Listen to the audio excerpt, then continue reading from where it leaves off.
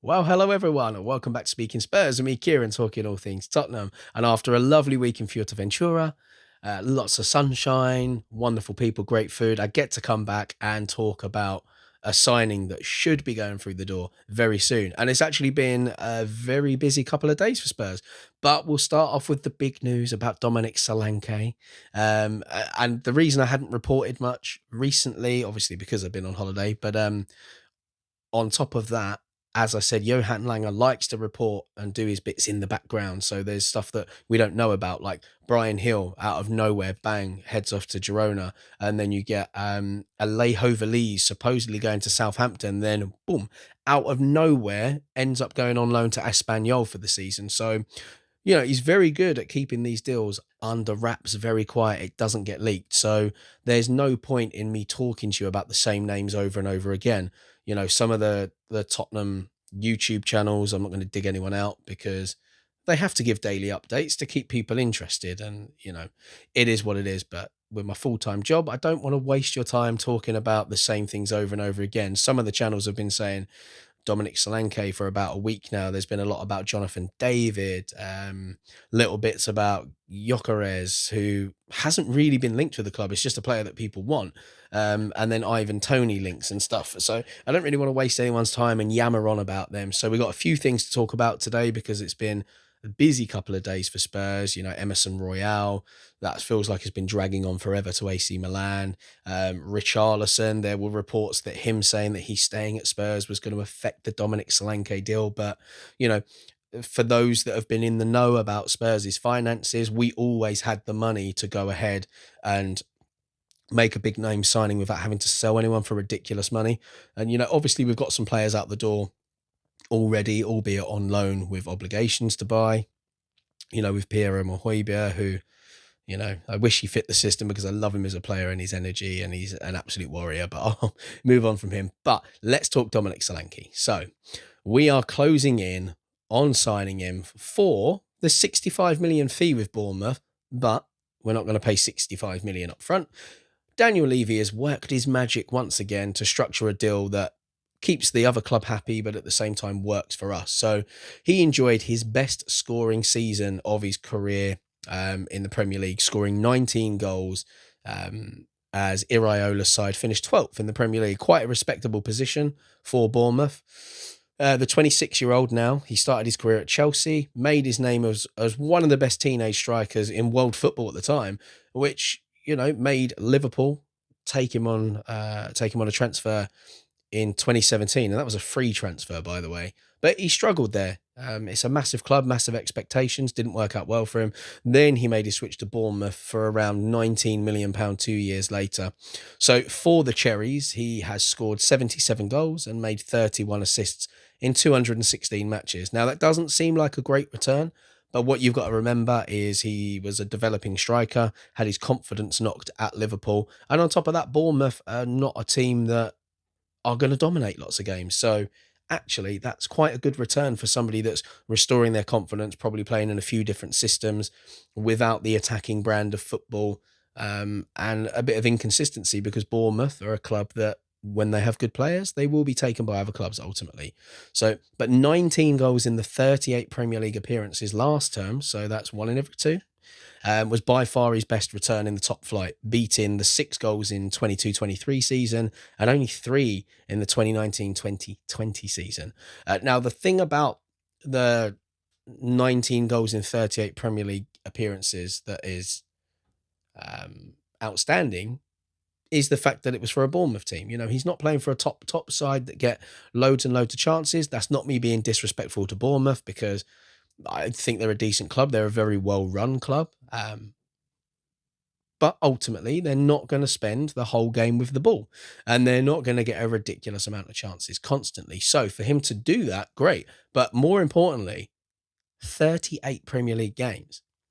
So this is a guy that hasn't been suffering from injuries. Now, if you look at it, Richarlison, he only missed 10 games last season. That was through his surgery, and he obviously come back and went on an amazing run of form. And then he got another knock, which ultimately kept him out of the World Cup, bless him.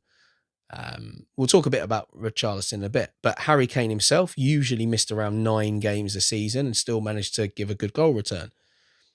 But 38 Premier League appearances in the top flight for a striker that is in a team that will be battling, and he's a pressing striker. So he's going to be involved in lots of challenges and stuff. So the fact that he managed to stay fit for the whole season is really impressive. And I would argue, playing for Postecoglou, if you get the right winger putting the balls in the box for him, he's going to score even more goals.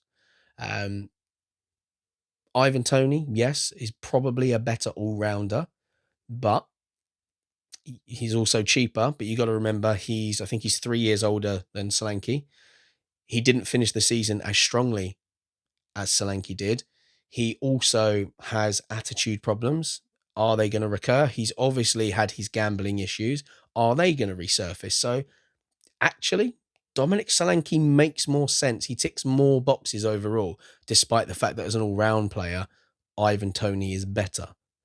But that's not to say in 3 years' time, Dominic Solanke will not be at the level or maybe even surpass Ivan Toney.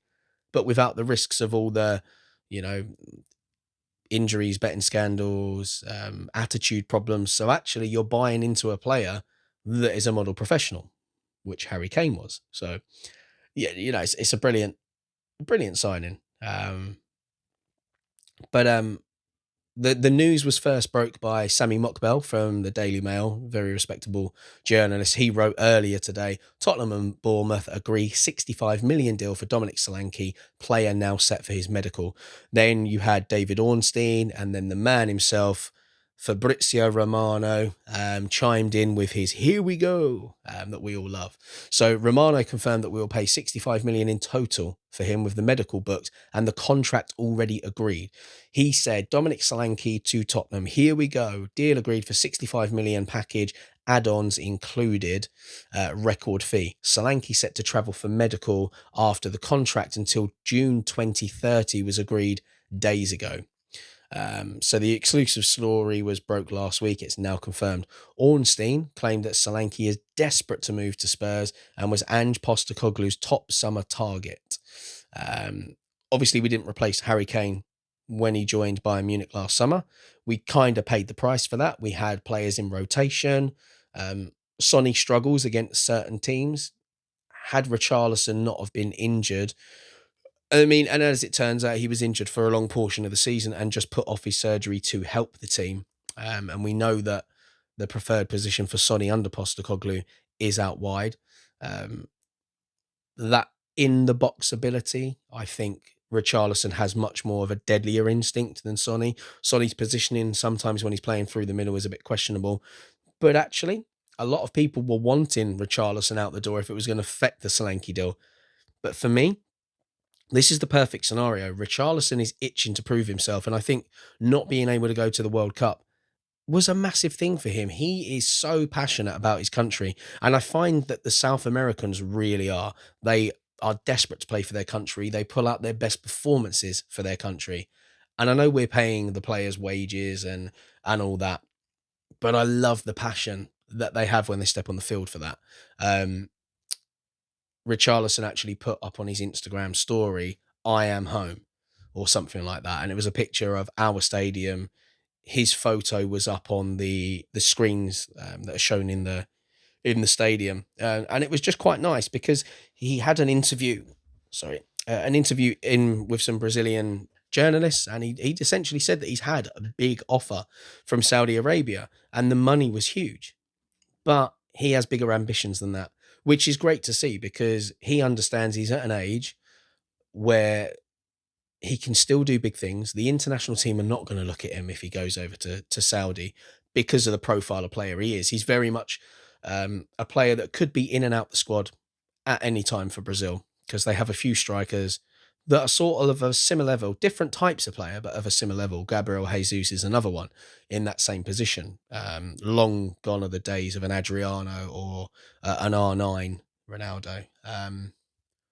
So that's a position very much that can be rotated. But I like the fact that when fit, Richarlison showed exactly what he could do. He came back from surgery and scored goals for fun.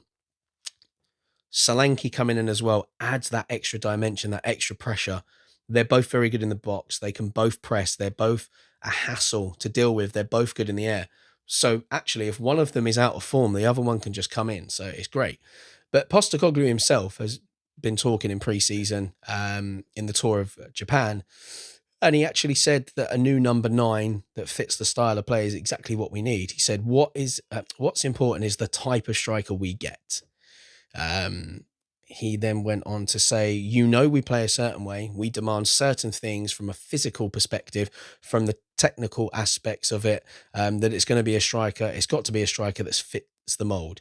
It's still the area of the park we're probably the thinnest when I talk about squad-wise at the moment. So obviously that's a focus for us. And then obviously, yes, so Richarlison's actual quote was, yes, there's been an offer, but my dream of playing for Brazil's national squad and the Premier League speaks louder. That's what he told ESPN Brazil. He said, the money is big, but my dream is bigger. And you got to credit the guy, because we've criticised a lot of players for jumping ship for the money.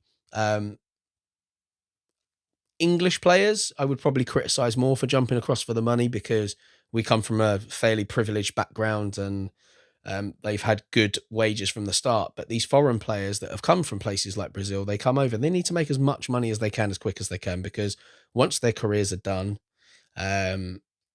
money's a lot harder to come by for them unless they want to go into coaching or punditry. But I should imagine punditry money in a place like Brazil is nowhere near the punditry money they're going to get in England. And someone like Paul Richarlison, who's really struggled with the English language, he's still not quite there to do a full interview yet, bless him. Some people they do struggle. So he would find it hard. So he could have gone for the money, like Oscar from Chelsea went over to China, took a load of money, and he's come out publicly and said, people criticised him at the time, but look how many players have gone to Saudi. But yeah, good on him. So we've got good competition up front now. Sonny can also play through the middle. We've seen Kulusevski in pre-season play through the middle as well, and he makes a difference. His hold-up play is excellent. Timo Werner can also play there if he has to, and then Will Lancashire. But I wonder if Solanke coming in as now given the possibility for Lancashire to go out on a season-long loan, because I think his chances are going to be a little limited now that we're Richarlison staying as well. So for his development, I'd like to see him go out on loan, get a lot of game time. But we've got great rotation within the first team squad. So happy with that. Now let's talk Emerson Royal before we move on to a bit of a shocking twist that has just come up to do with Barcelona and one of our players. But yeah, Emerson Royal and AC Milan, it's been no hidden secret.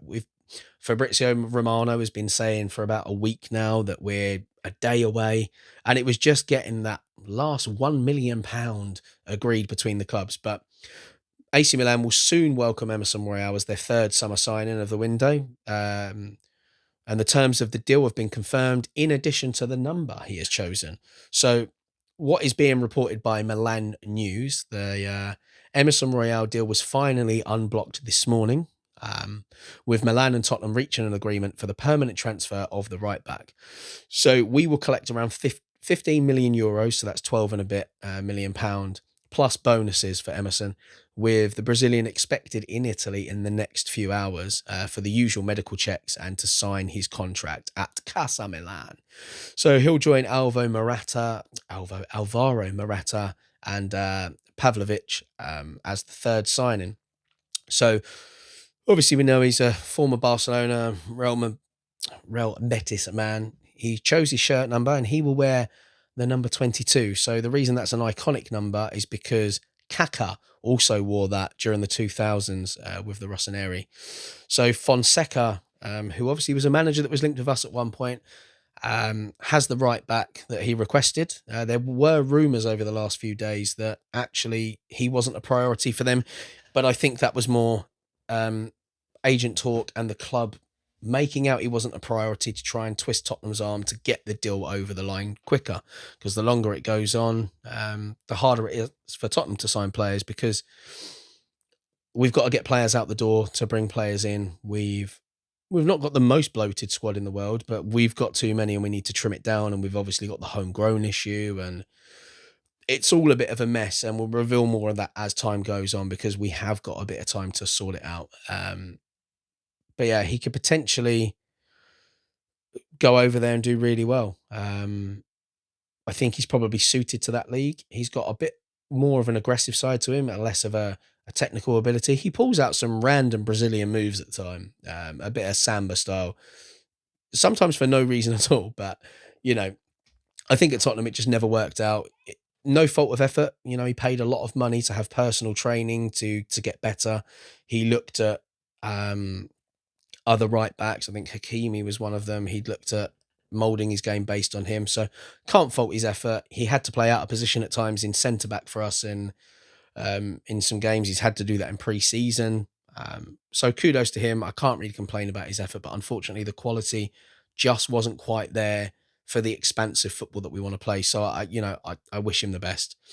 But moving on to the shock deal of the day, Barcelona are exploring a shock deal to sign Tottenham outcast Sergio Reguilon after spending last season, as we know, on two separate loan spells.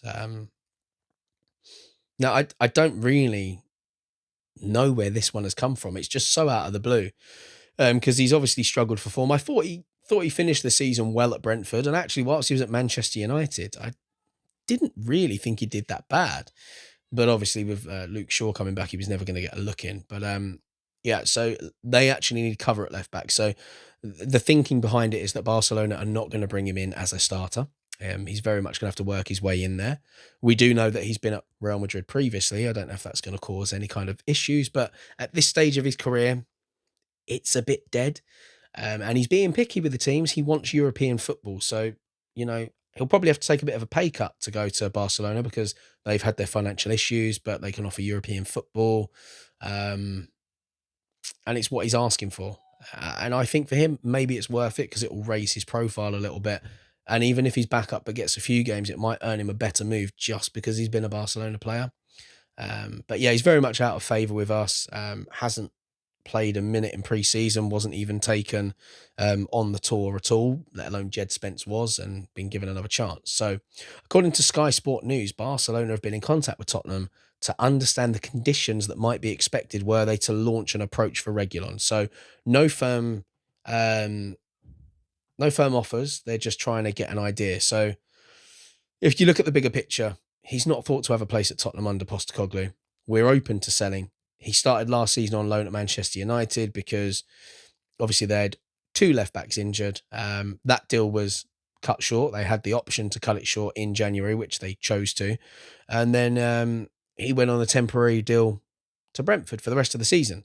But meanwhile, Barcelona were short on left backs even before Alejandro Balde suffered a long-term injury to his hamstring. That was midway through last season. They've lost the cover that they did have in the loan signing of João Cancelo, who's now returned to Manchester City. So obviously, as I said, he came from Real Madrid, joined the youth ranks of Real Madrid. That was at the age of 9. So he spent a total of 15 years at that club before his permanent transfer to Tottenham was completed. That was 2020. But yeah, it's very, very strange. I don't know where it's come from. On his day, we've seen what he can do when he first came to Spurs. Thought he played very well. He flew down the left flank. He had this absolute peach of a cross, set up some lovely goals. And then he had a little injury and came back and was never really the same player. We've seen glimpses of it in games, but his ability to cross a ball never really returned. But we did actually see it. I think it was at Brentford in one of the games. He grabbed 2 assists with 2 decent crosses. So, I don't really know where it's all gone wrong for him. He had the ability. He just, I don't know, something somewhere. It was either a loss of confidence or the worry of getting injured again, like we saw with Ryan Sessegnon that has held him back. But at the moment, if you look at our transfer window as a whole, in terms of incomings, it's been a bit meh. Because Archie Gray obviously is one definitely for the future, but he's kind of for the right now. He's not the player that's going to take us to the next level because I don't think he's there yet. And in pre-season we saw that he had to play some minutes at centre back. He has had minutes in the midfield as well and as right back, so he can kind of cover for a few players. Jed Spencer's still got some work to do to guarantee that he's gonna be our backup right back. He's never going to overtake Porro because, Porro's just been in great form. He scored a banger of a goal against Bayern Munich. Obviously, the return fixture coming up tomorrow. Very much looking forward to Eric Dyer and Harry Kane returning to the Tottenham Hotspur Stadium, where they will receive a gift from the club presented by the one and only Ledley King, one club man that we all love. He's a great ambassador for the club. So it'd be nice to have them both back because obviously Harry Kane didn't play in the first fixture. Eric Dyer did, but didn't start the game. So it'll be nice for them. Hopefully they both start the game. That would be a really nice touch. So it'd be good to see him back and get to say a proper goodbye, especially after the amount of years they both spent at the club. But yeah, in terms of the transfer window, once Solanke's in, I think that so far makes it a bit of a success because you've now got your two leading strikers in Solanke and Richarlison to do battle. Out on the left, you've got Timo Werner that, despite what people say, his stats are worth it. He gets his assists. He does the job that he's put out there to do. Not always the most glamorous. He will miss chances when he goes through on goal, but his numbers are good. Richarlison can also play out on the left if he has to. Sonny obviously is going to have that starting spot on the left. There are rumours of Manor Solomon going out on loan. Unfortunately for him, it just hasn't worked. He came in, started really well, and shock horror, a winger at Tottenham gets an injury that holds him back and they're never the same player again. And even when he came back in pre-season, he did get that chance in the first game and just, I mean, I don't want to criticise him too much because he's been out for a long time. So it's his first proper minutes under his belt. And for those of you that follow Tottenham's pre-season schedule, they worked very hard. And just a point, I will say that I was watching. So obviously, if you've got Spurs play, you'll know because you get all this stuff quicker. And they do lots of things now. You can get way more involved with the club and it'll make you feel a little bit closer, not just to the club, but to the coaching staff, the players, the youngsters. They do so much on there. Even the women's team, if that's something that interests you. It's a very good thing Spurs play, but they do put some of the videos out a little bit later onto the YouTube channel. So at the moment, they're doing something like the season. And they've done 2 episodes now about pre-season. And I watched episode 2 last night. And it's essentially all the coaches talking. You get a little bit from Ange. You get a lot from Matty Wells. Don't see any of Ryan Mason talking. But the 2 new coaches through the door, they get to talk as well. And if it's something you're interested in, check it out. It gives you a little viewpoint of their mentality, how it aligns with Ange Postecoglou. You get to hear them talking in the sessions as well. They show you little clips of that. So it's just really interesting to get that closer look at what we're aiming for going forward. And for me, I love diving into that sort of stuff. And I know there's a lot of you out there will. So please do go on Tottenham Hotspur's official YouTube channel and have a look at those videos. They are really interesting, way more interesting than watching our players play games against each other or cook. It's an actual proper insight into the club. So that's really interesting. But, back into the squad itself, obviously you've got Vicario, who's going to be our number 1. At the moment, it's difficult to know what's happening with Fraser Forster because there's been footage of him sort of around in training gear. But Brandon Austin has very much been the man getting the minutes, and he obviously signed that new contract. Alfie Whiteman, I don't know what's going to happen with him, but I would assume one of Alfie Whiteman or Fraser Forster will go out the club. And obviously they're both English. So if one of them goes out, we can bring another English player in, which we're struggling with at the moment. So goalkeepers, we're covered.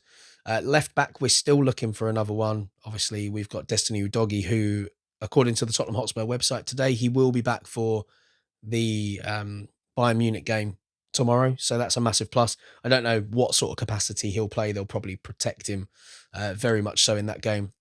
But it's great to have him back. Ben Davies is kind of cover there and at centre back, but I think his days are kind of done in a strong impact kind of way. But we saw Mickey van der Ven can play there. Ollie Skip had a little bit of success in there towards the end of the season. So we're kind of covered, but we haven't got an outright player there. Centre backs, you've obviously got Romero, who was linked with Real Madrid. And we've gone back to them and gone 150 million. Put your money where your mouth is. And I think he's worth it. He's now won 2 tournaments on the bounce with Argentina. And the guy's an absolute unit. So his mentality's been great. He's committed to Tottenham, which is fantastic. Nobody's going to come in for him. He's got a decent time left on his deal. Obviously, Dragushin as well is back. So that's them as your main three. And then Ashley Phillips could potentially be number four there because obviously we've let a lot of centre backs go. You know, Tanganga went out, Joe Rodon's gone. So yeah, I think I'm happy with the four there. There might be a possibility we look to bring one more in. Then at right back, as I've said, you've got Pedro Porro, Jed Spence, and Archie Gray.